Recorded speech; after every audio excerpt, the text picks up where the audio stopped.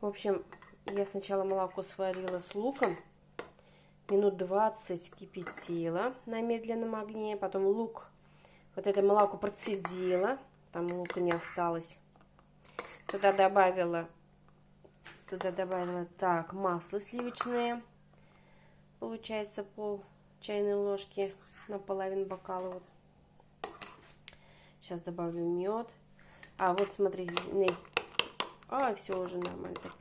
Соду пищевой добавила на кончики ложки. И мед. Мед это, для Самира сейчас пока дам. А мне меду нельзя. У меня тоже чуть-чуть простуда начинается. Вот сейчас начну лечиться.